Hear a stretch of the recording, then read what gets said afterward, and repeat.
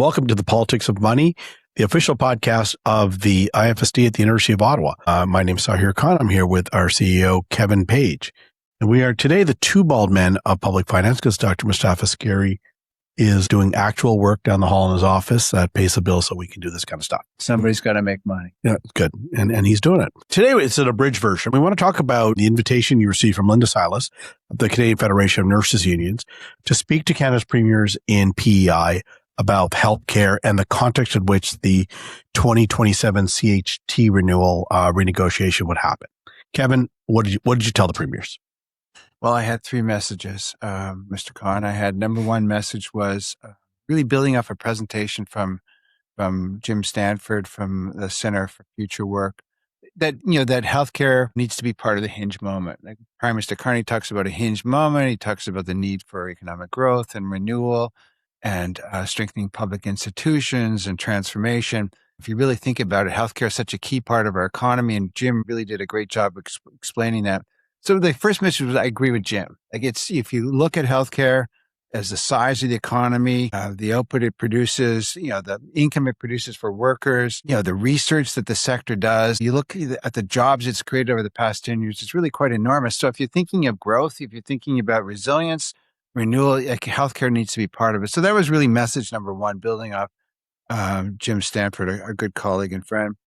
Number two was the 2023 health agreements, which included a 5% escalator. This was put under Prime Minister Trudeau. As you say, it's going to come to a close next year, 27, 28. And so there's this talk of a fiscal cliff going back to an old formula. There's healthcare agreements and there's other related healthcare funding. The IFSD provided a briefing on our economic and fiscal situation. And I think the bottom line there is, we're somewhat constrained. Like we're running deficits that are much higher than what they were prior to COVID. Our fiscal, sustainability issue is we don't have as much fiscal room as we had in the last couple of decades. We're using some of that room to get to these NATO targets.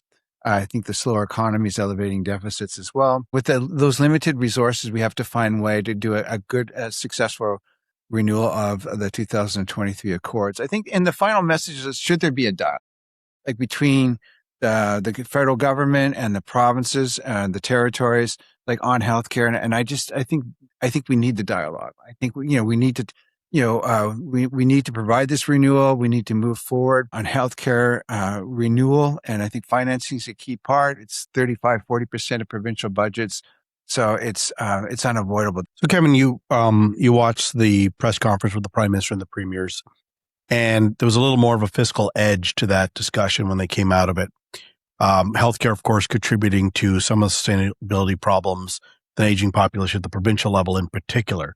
So the fiscal pressure is there, and to some extent, a little bit uneven, right? You've got a federal government, broadly sustainable, but kind of maybe getting to its limits. But you've still got demographic pressures playing on kind of provincial budgets.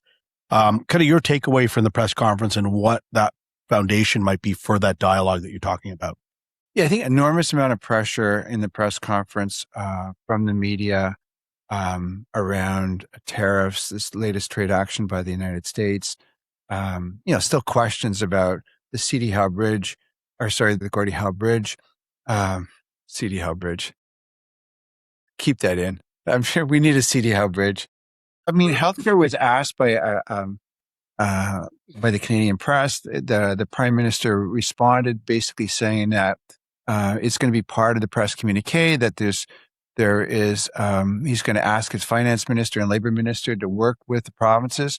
Immediately, two premiers, the premier of Manitoba, the premier of British Columbia, jumped in and said that, it's important that we deal with healthcare sooner rather than later. Definitely, there's concerns about, the renewal of the Canada Health Transfer and, other renewals on the health agreements, including, mental health, which and some aspects of those agreements they'll be due, at the end of this fiscal year. So I don't think it's a conversation that you could kick down the road. It's going to be part of the 2026 budget. So as we kind of think of a pre-budget context, healthcare looms large as a economic and fiscal issue, as you spoke about and you heard from the premiers. I'm going to ask you about how bond rating agencies look at Canada at a national and subnational level, and how healthcare kind of plays a role in shaping that view of our fiscal strength and social cohesion. That is really an important part of why Canada enjoys a strong bond rating. Yeah, so I think like the bond rating agencies are aware that Canada spends a lot of money on healthcare, and that we have this aging demographic that you alluded to. And, they're aware that, 35-40% of provincial budgets, is related to healthcare. And then, they're aware that the federal government transfers a very sizable part of its overall spend. It's probably getting close to $60 billion now, the Canada Health Transfer. But in addition to that, the federal government provides resources for dental, for pharmacare, for First Nations. There's money for research as well, too. So it's well in excess of $60 billion this year, and it's growing. Prime Minister Trudeau and those 2023 health agreements coming out of COVID, guaranteed a 5% escalator going out to 27, 28. He provided, monies for bilateral agreements that covered a range of issues, about $25 billion over 10 years. Again, there was also specific money set aside for mental health. So there's a lot of money growing in the federal budget. So when Prime Minister Carney came in, he said, okay, we're going to leave Prime Minister Trudeau's 2023 health agreements money in place, which is providing growth in excess of 4% a year, which is pretty much what GDP is growing by. Then Prime Minister Carney said, we're going to add money into it. We're going to put money into capital infrastructure, about $4 billion over the next 5 years. He was prepared to put more money into workforce, more money into mental health. So the starting point was, this sort of rising profile of healthcare spending at the federal government level by Prime Minister Trudeau, and then he added more money in. But again, this big concern, what's going to happen after 27, 28, when the 5% escalator ends, we kind of go back to a moving average, a 3-year moving average of GDP spending with a 3% floor. So the problem is that's the so-called fiscal. So there's definitely money in the system. I think it's generous.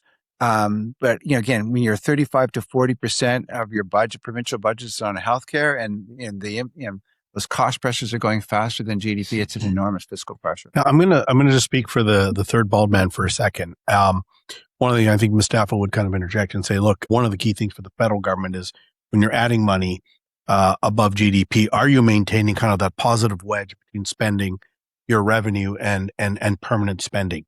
And so maybe some of the watchwords from the Prime Minister are, well, capital spending, time limited, right? And I think part of that is one would hope from a bond rating perspective is that the federal government remains fiscally sustainable over that period of time. So the composition of spend is going to matter, right? Yeah, we want to maintain.